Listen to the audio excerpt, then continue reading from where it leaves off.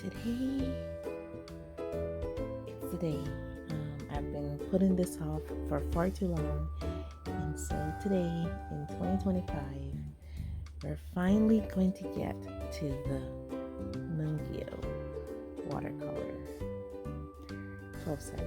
Now I got these in 2023. I like to think the end of 2023. So I'm thinking it's been on my shelf for about a year and a half. And if you notice, I keep saying in 2025, art supplies are to be used, not to be stored. So that's what we're doing. We're taking them off the shelf, we're dusting them off, and we're getting to them. And it's still in its box. It's still in its box. And I just want to ensure that I get to these. Okay, so if you saw that video, my sketchbooking progress video for 2024, you would have seen this worksheet, the Mungyo worksheet. Now I have this worksheet and the illustration attached for my Patreon if they want to follow along with me doing this exercise. But today we're opening the box. I have opened this box before. I've opened the box, I've opened the tint, but I haven't opened the paints. So that's what we're getting to today. And I'm just showing you guys the box, how it looks. This is the box. This is what's written on the side. This is what's written on the back of the box. Trying to reduce some of that glare. Let me see if I can reduce some of that glare. Yeah. This is what's written on the back of the box. Come on, focus for those people who like to read it. Yeah. And this is what's written on the other side. This is what's written on one end. And this is what's written on the other end. So now, let's open it up. It comes in a standard 12 pan, or I think these could also hold up to 18. Some of them can hold up to 18 half pans. So it does have the Mungyo Gallery logo etched here. So it's been stamped here on the Mungyos. This is not a sticker. It is a standard 12 tin that can hold 18 colors. I even made a swatch card for it, just to tell you that I was preparing in 2023 to do this. So these are the colors that comes in the half pan, this 12 set. Cerulean, Verdin, Ochre, Light Red. I think on the box it also tells you, no it doesn't, what pigment these are made out of. But yeah. Or maybe it's on the side of this. Yeah. There we go. It tells you the color. This is number 804. Are you focusing on what I needed to focus on, or are you just looking? Let me get this to focus. Somehow it doesn't want to focus. Here it is, number 804. When it comes to this part, there we go. Again. And there it tells you the pigment. What 804 is it's Y14. Nothing written here, nothing written here. If you notice, it's in plastic. This part is feels like paper, but this is plastic. So yeah, now that we've seen that, let's see if we can get into this. I'll open one, and then the others I will do off camera. So let me get to this one first.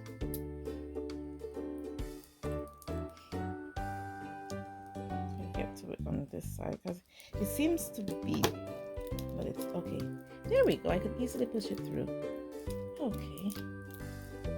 Yeah. This is what's written on the pan, 804, but it doesn't tell you the name. Okay. Remove the plastic, and these are the colors. It doesn't seem to be hand poured. They do seems to be extruded pieces that were set in. So yeah. So now that we've seen all that, let me get to the rest and get to the swatching.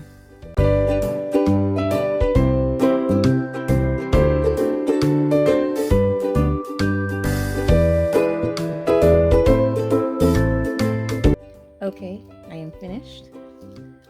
Here are the paper labels, which I'll be putting in a special folder where I keep all my other paper labels. Now, I'm thinking for this part like how we normally do it, guys. You know, normally, I usually do a swatch session with you when introducing a new product. Do a swatch session with you. Take it away. Do some exercise. Do some work with it. Try it on some different surfaces, and then come back to you with a full thought and perspective. That's exactly what we're going to do today. So this is part one. So I'm thinking for part one, we're going to do the swatches on camera, and then I'm going to do this exercise off camera, you know, work with it on some different surfaces, and then come back to you with my full thoughts and perspective of what I think of these paints. So let's get to that swatching session, shall we? Okay, first you see me adding water to my pans. I'm not somebody who likes to spray my metallic pans. I like to drop the water in there, and I'm showing you the brush I'm using.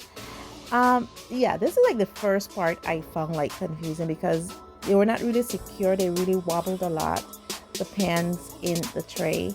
So I know when these pans are fully dried, I'll have to use some kind of magnet or two-way tape to set it down. And while doing this, there's two things that came to me.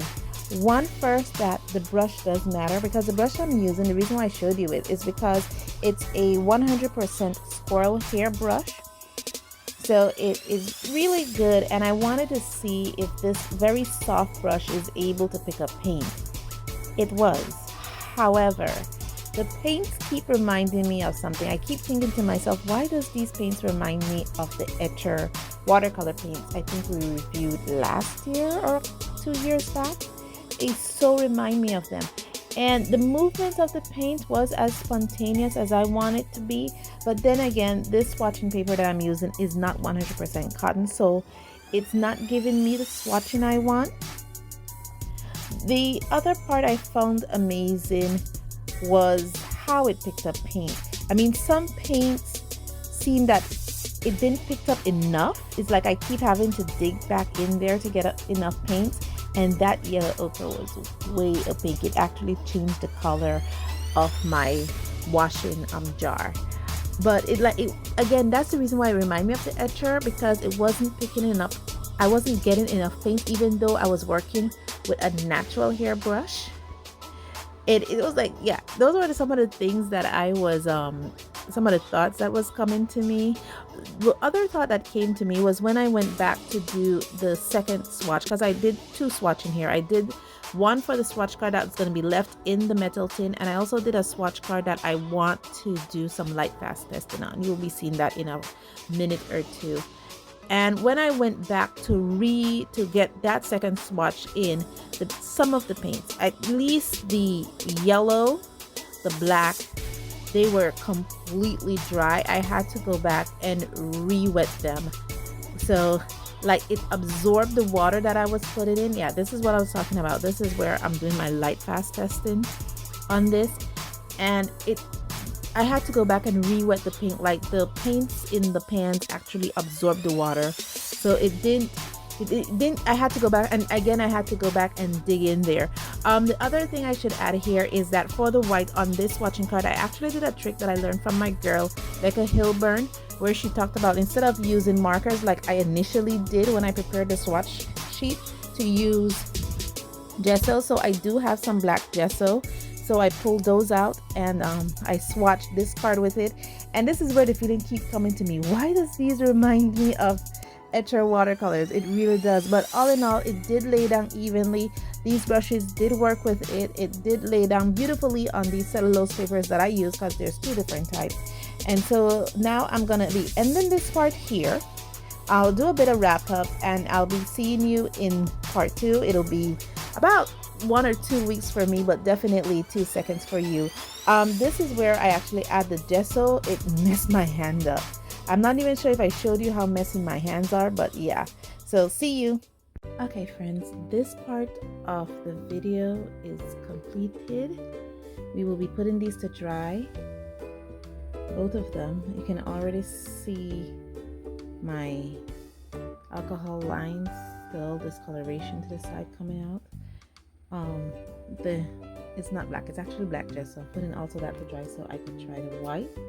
These are how the paints look after 2 sessions of swatching all of them, except for the white. The white only had 1 session. But 2 sessions of swatching, I've already created little craters in these paints. I'm sure you would have heard my thoughts during the swatching. So now guys, it'll be about a week or so for me because I will be putting it through the ringer, but it'll be 2 seconds for you, so I'll join you in part 2. Hi friends, welcome back to my channel.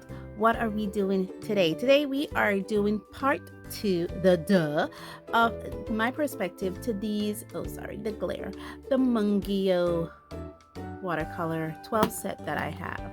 And I believe in parts 1 I did the swatching, so these are the beautiful colors that we're working with.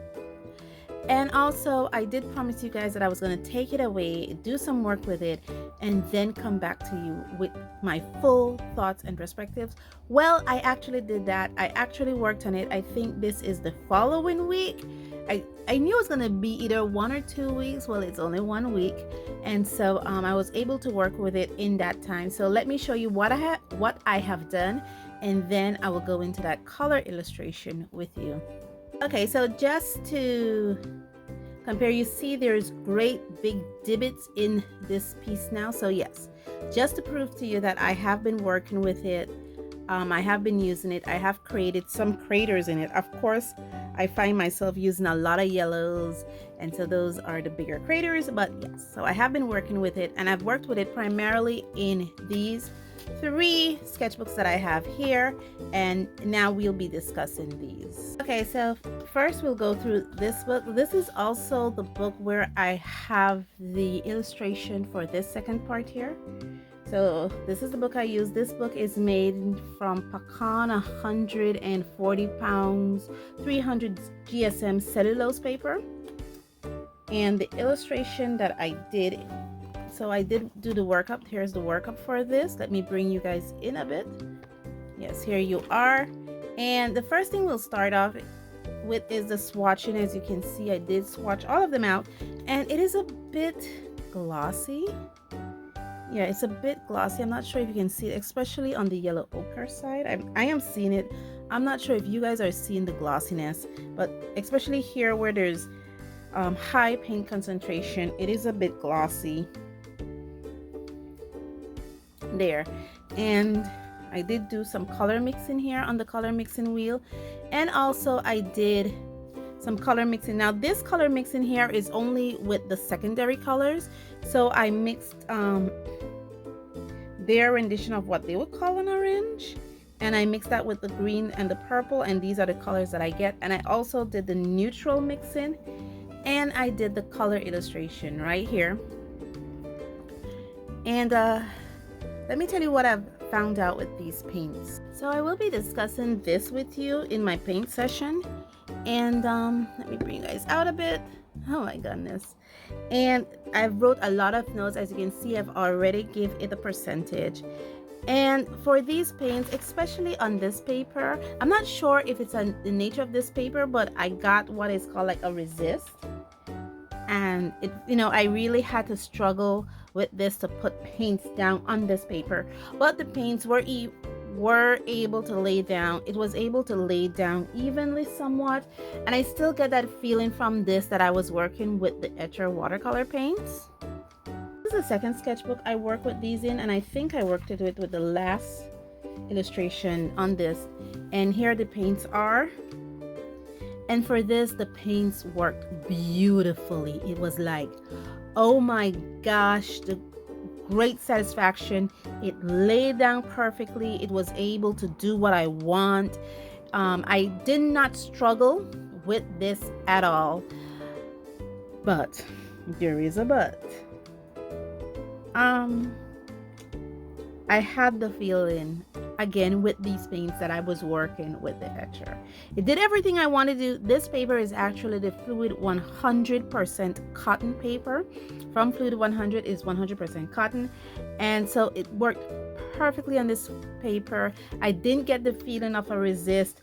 I was mindful of the glossy effect that happened when I worked with it in mass tones or in concentrated tones. So I tried as much as possible to ensure that my color was diluted. I even worked with it with some colored pencils. So some of these highlights here are colored pencils. So it was able to take colored pencils without scraping the color and was able to layer. As you notice, there's some layering here, especially here. So it was able to do all that without lifting up the paint. So I was able to layer without lifting up the paint, and it was able to hold color pencils well. Last and final paper that I worked with it on was this one. Now this is another sketchbook that I made. There are 3 sketchbooks that I made, and this one is made from Fabriano Studios hot press. So this is a hot press paper, and I believe it's kind of like towards the end illustration. Yes, this illustration here. I worked with it on, and I struggled a bit with this because I had that same resist from this paper that I had on this paper here when I did this little illustration here. So I'm not sure if it's an effect of the texture or the syntheticness of the paper, but there was like a resist for it, so it made me struggle a bit. And as you notice, the color laid down is not as even on this paper that it is on the 100% cotton paper. You see a little bit here on this also, because this is also a cellulose synthetic paper, and you see a little bit here where you have that unevenness in color lay down, but you see it more prominently on the hot press paper than you would on this, which is supposed to be a cold press paper, but it's not really it doesn't have a lot of texture. It's almost like a fine grain to the paper itself. I'm not sure if you can see that. It's supposed to be a cold press, but there's not a lot of texture. It's almost fine. It's very smooth. It's for my liking, it's very smooth. Now this is the illustration that we will be working with today. So now that you have some of my thoughts and perspective in working with this, I am going to do my color illustration and tell you more about these paints. Okay guys, I can't believe how much fun I was having with these paints. I first started with a big light wash of, I believe that is ultramarine, and some things I need to keep in mind is that this particular paint doesn't give me the vibrancy that I wanted on the first wash, but when it came to the backgrounds like the sky and the grassy area, it was kind of okay because I wanted those areas to be light anyway. But when it came to actually painting the Cyclops, then it became an issue because then it started to dry really light, as you notice, and I had to go over it again like you're seeing now with a second coat of paint because it wasn't giving me the vibrancy that I wanted. And I noticed that is something that this particular set of paints struggle with, so I need to go. You see me, you will see that swatch card a couple times in this video. You also see me having to dap off my brush a lot because of water control. I haven't painted for a while, so I was getting back into the amount of water I wanted. The particular black that I'm using behind there, or gray I should say, is actually a mixture. I don't know how many colors I mixed to get that color, but I know definitely it is a mixture. It is not the actual black that came with the set. And now you're seeing me doing the map. And I actually did this map in stages, and it was intentional to do it this way because I wanted each section, folded section, dry at different times because I feel that there's a slight color shift between drying, and I wanted that to happen. Even though I was using the same pool of paint, the drying time of these pools would be a bit different, therefore the saturation of the paint would be a bit different. That's what I was hoping for. And again, I had to vary the types of greens that I was using because each section of grass was a bit different and I wanted to vary that in there. You see me now going in there with just trying to dap it in because I wanted some variety in the colors. And that's what I was doing because I'm hoping that when this thing is fully dry that I could actually go back in there with some colored pencils and give it the kind of definition, the kind of brightness that I wanted. I am now doing the ground, and this was actually yellow ochre with some mixtures of other residues of paint that was left on my palette, so it's not straight yellow ochre from the palette. Things that I did not mention when it came to these paints are that these paints are not as vibrant as it used to be. It doesn't lift, guys. When you put color down, the color will not lift back up. It like the paints, all the paints here are staining. And so what we need to do is when you put, it has to be intentional with these paints because they're all very staining. I noticed on this paper that it didn't, this side of the paper was really good. I'm not sure if there's something happened on the other side of the paper why I had that resist, but this side of the paper really painted well. The other things that I did not say, I will put that up in a piece here with the Paul Rubens sketchbook. There was an absorbency, like the paint actually just absorbed into the fibers of the paper. And the same thing with these particular paper, but here it kind of swelled more than absorbed. And in the Paul Rubens sketchbook, it not only absorbed into the paper, but it goes on the other side. I should put those pictures up for you to see. But all in all, I'm trying to go through this kind of fast, and whatever I didn't catch here, I will definitely catch in the wrap up. All in all, this was a lot of fun. I was having so much fun painting this. I've had so much fun, I actually forget all my points. I'm trying to hurry read them. I talked about the mass tone, I talked about the saturation. Guys, I will definitely see you in the end piece and wrap this all up. Thank you so much for joining me. And now I'll let you guys continue watching me paint some of this.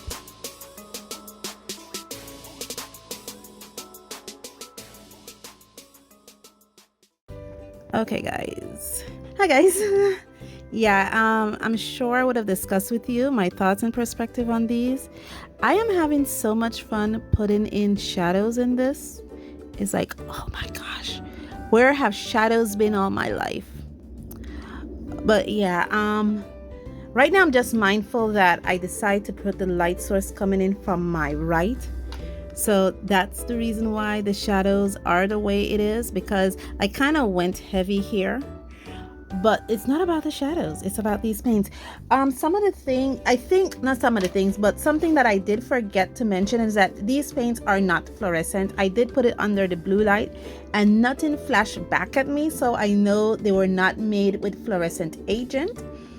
I talked about the absorbency that I had on that Paul Rubens sketchbook. I should put up illustration, well, I should put up a picture-in-picture for you guys to see what I was talking about, and that it caused, and because the Paul Rubens sketchbook kind of absorbed the paint, it kind of caused ghosting on the other side of that. And so I'm not sure if it's just the nature of that sketchbook by itself, because I did say in the 2024 sketchbooking process that I had that book for like 4 years or so prior, like, well, at that time it would have been like 4 years, so this time it would be like 5 years before I actually start using it. So I'm not sure if it lost its sizing